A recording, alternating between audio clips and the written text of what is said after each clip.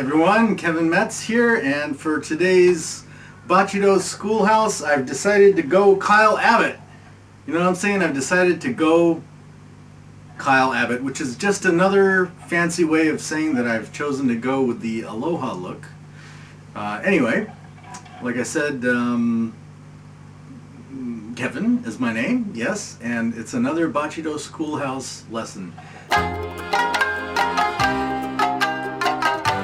Today, obviously, as you could tell from this musical demonstration in the beginning, today is about the blues and how to apply the blues to the shamisen.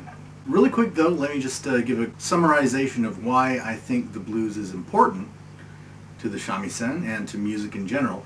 I grew up in an international community in northern Japan with both American and Japanese friends, and primarily as a musician I was raised as a guitar player. Very early on, I noticed in my dealings with other musicians, I noticed that no matter what style of music or what kind of songs, if you're learning rock songs or jazz songs or pop songs or classical pieces or whatever you were actually learning as a guitar player, there was always this one unifying thing that you could always do, is you could just sit down and have a blues jam with pretty much any guitar player ever. Of course, as I got older, I started to disassociate the blues with only the guitar, and I started to notice that, you know, saxophone players can also play the blues, fiddlers, violinists, xylophone players, you know, it's free territory for any instrument. And if you know the blues and you're traveling the road of meeting other musicians and engaging in jam sessions, it's just a very good thing to know. If you want to just meet a lot of people and just get right in there and jam. So what I want to do today is cover a couple of different forms of the blues and then talk about how to approach playing melodies on the shamisen, especially on the shamisen over the blues. First of all, let's just take a look at the form, blues form. So we have A, we have a D form, you could get it by just barring over position 4, and an E form, which you get over barring over position 6 on the shamisen. So you have the A form, D form, and then the E form.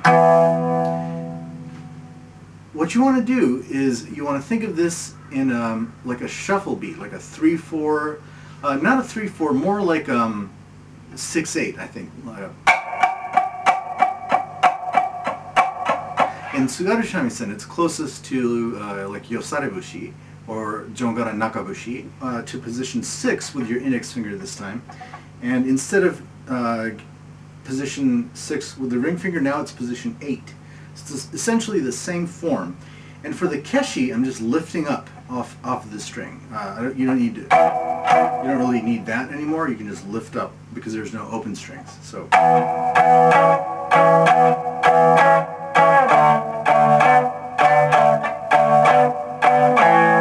And when you get to the end, there's what's often called a turnaround. You don't have to throw it in, but it's kind of cool if you know a couple of turnarounds to throw in when you get to the end of the form. Let's look at the basic form, and when we get to the end, I'm going to show you several different options for turnarounds for the blues. And you can incorporate that in when you're improvising too, soloing, playing melodies. The form we're going to look at is going to go like this. The A form, we're going to count it out like this. 1,